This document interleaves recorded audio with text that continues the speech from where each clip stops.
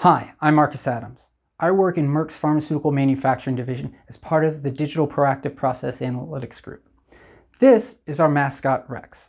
See, like many things for our prehistoric friend, we were finding that the data, we could see it, but it's often just out of reach, and that made us sad. Now, we work to get that data into the hands of our scientists and engineers at our manufacturing sites around the world.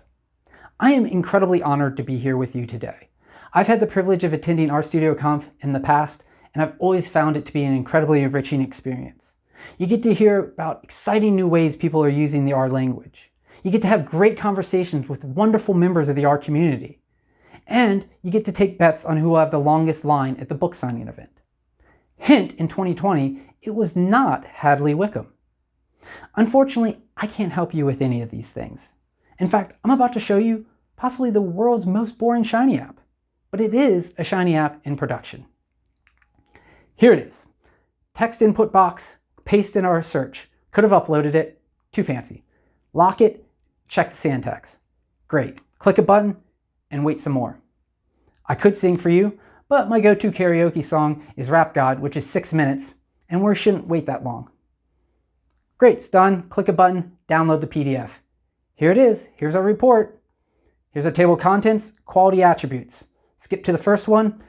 So our control chart, some run rules, summary statistics, and histograms. Look at the distributions before and after a process change. And I know. Why am I showing you this? This is R Markdown 101. Creating a PDF report? Are you kidding me?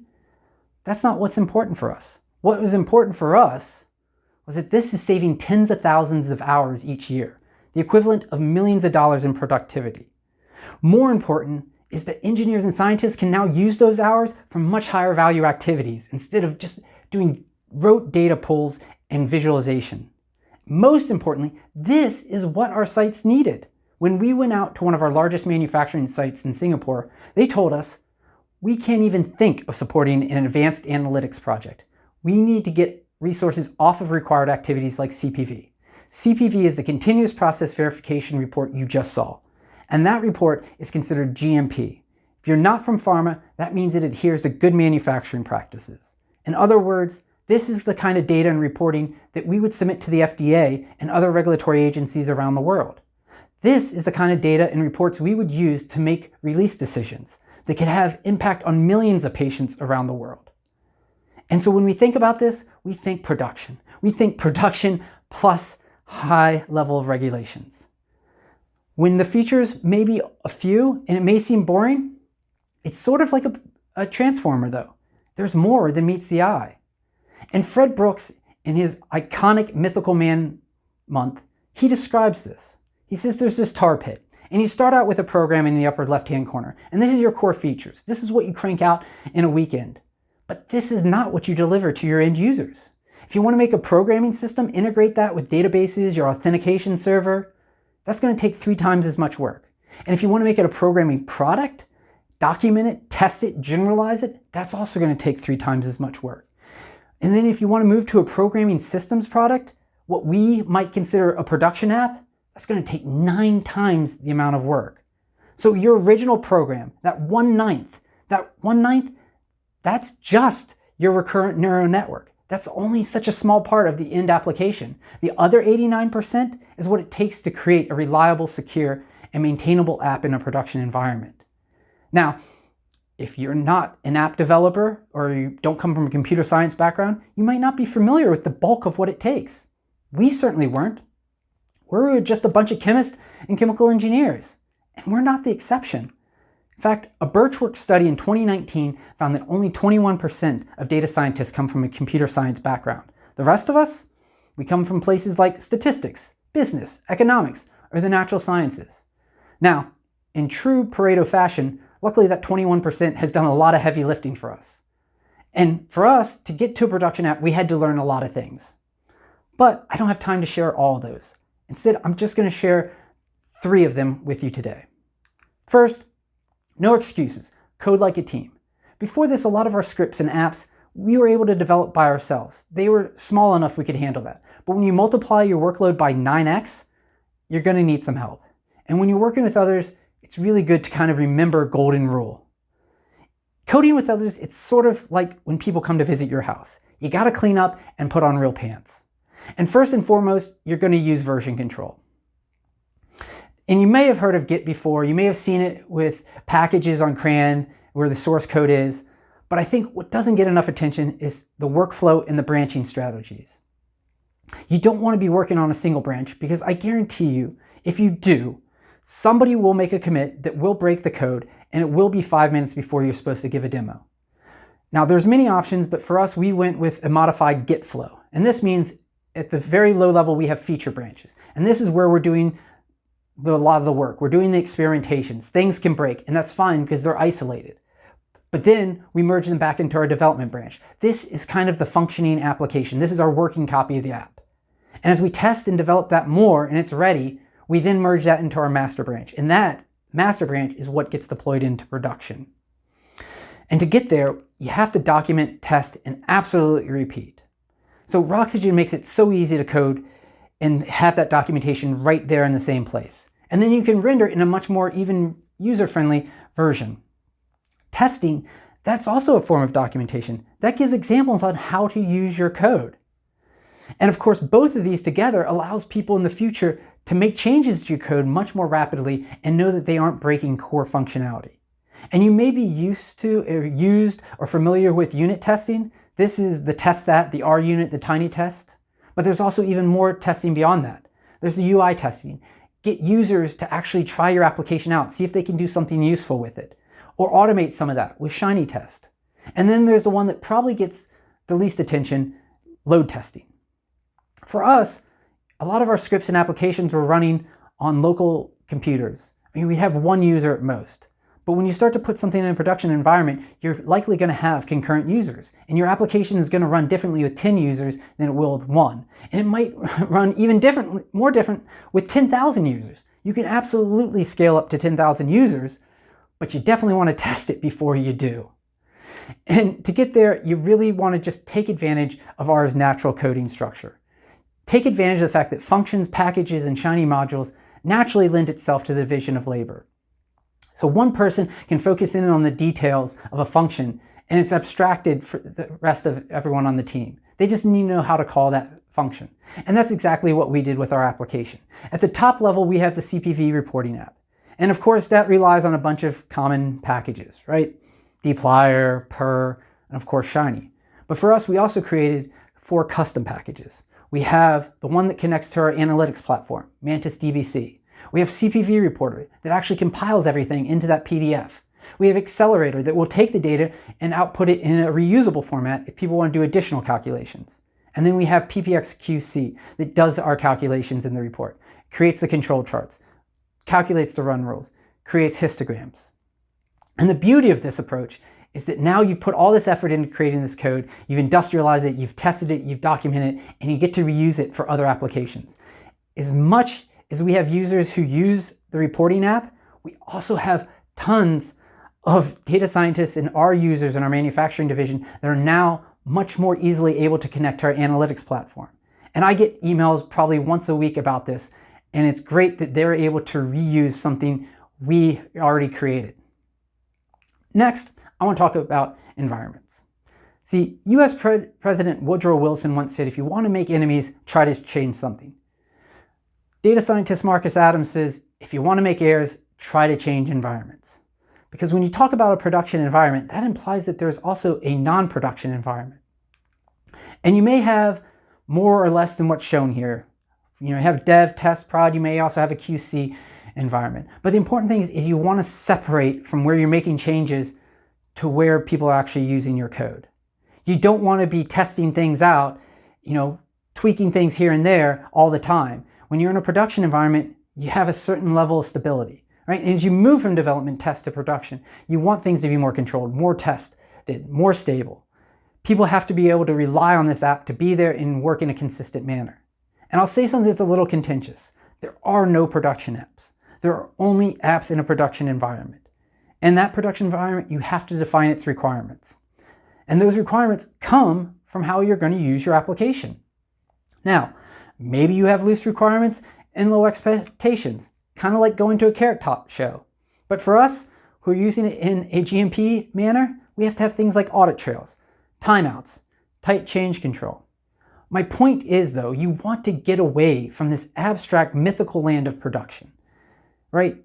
This will lead you to arguments about whether R is ready for production, and it moves you into these very specifics that you can start to articulate exactly how you're going to satisfy these requirements.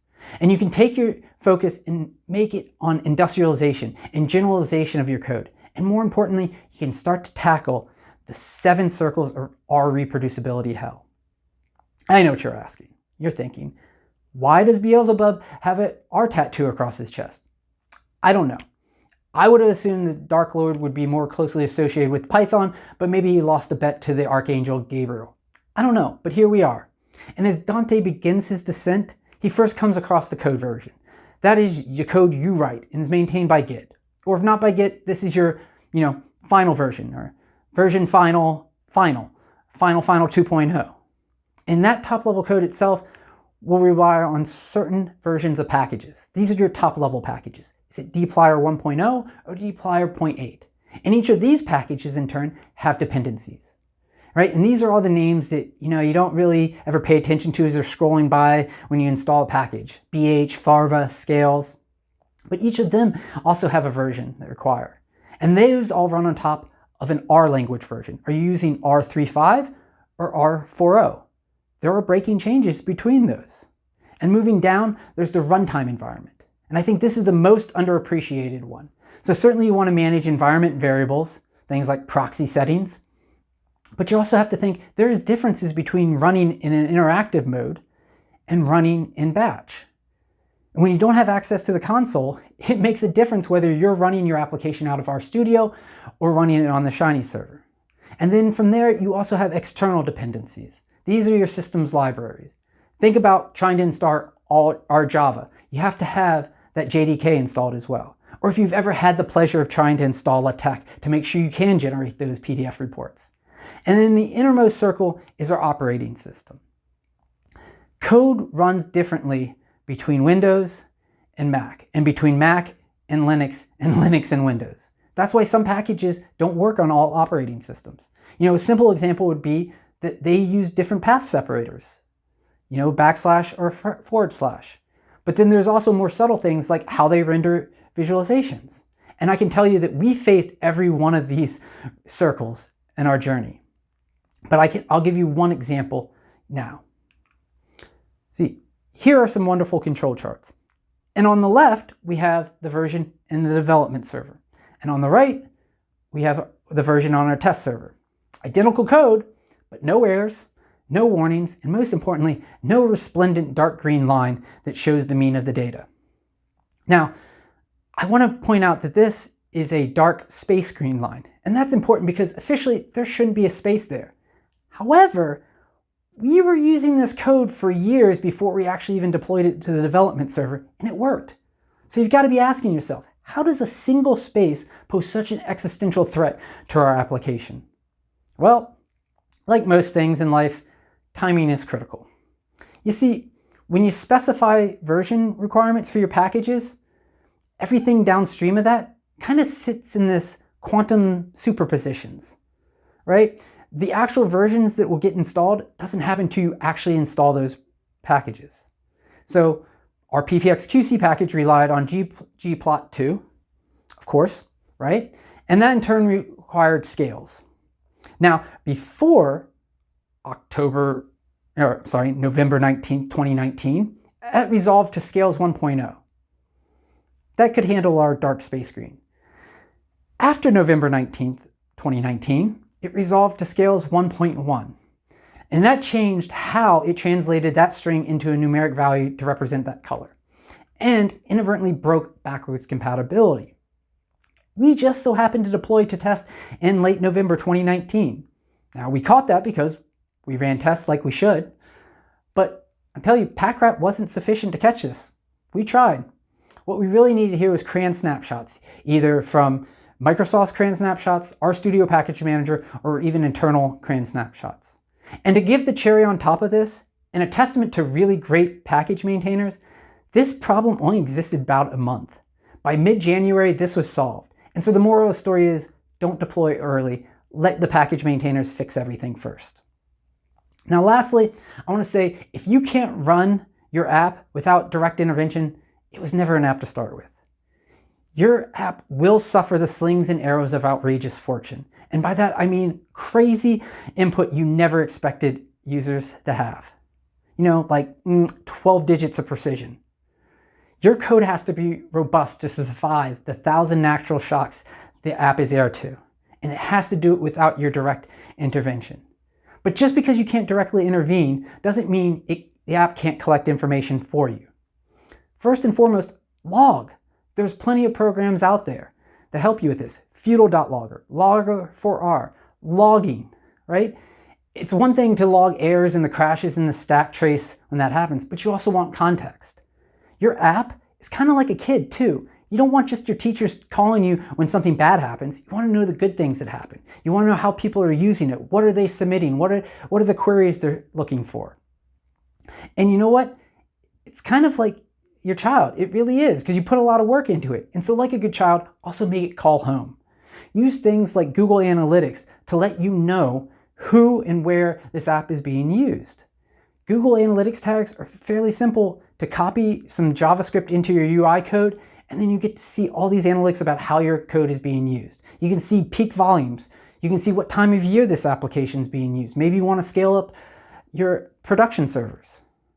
And lastly, you may actually want to have your application adapt to its environment. There's some great packages out there that allow you to do just this. The config and secrets packages are just that.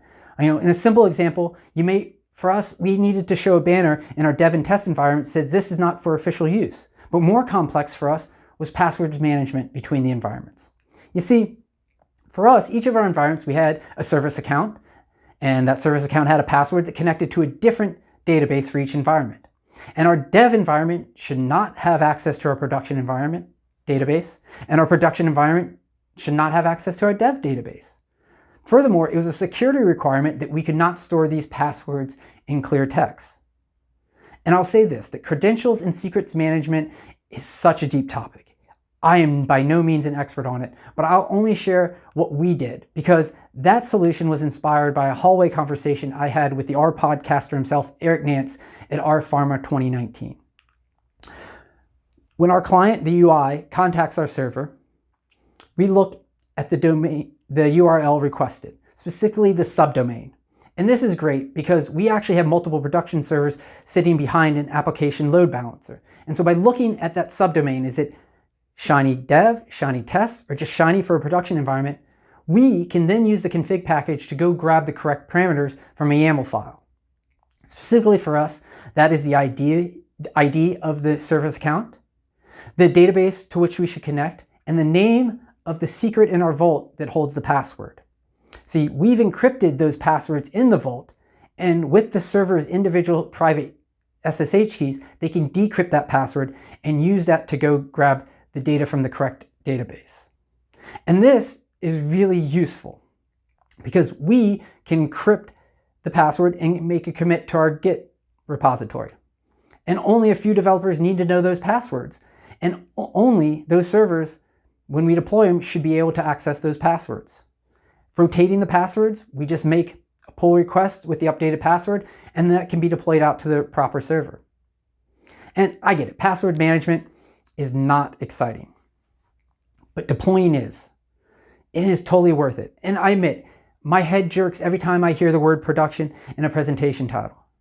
But getting there is not all natural language processing and random forest. And hopefully you realize by now, actually most of getting there is not. What I've talked about today really only even scratches the surface. Just know though, you can use R and Shiny in a production environment. We are not even the first to do so. Just last year, Heather and Jacqueline Nollis at RStudioConf talked about how T-Mobile does it. We are just yet another example of how you can do it.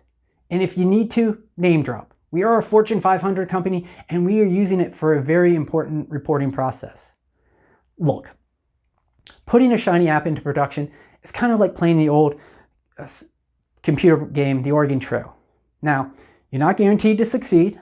It might not be pretty and it might be hard, but it can be done. Others have done it before you. You just need to figure out how to do it. And of course, avoid dysentery. But that's good advice even beyond, developing shiny applications.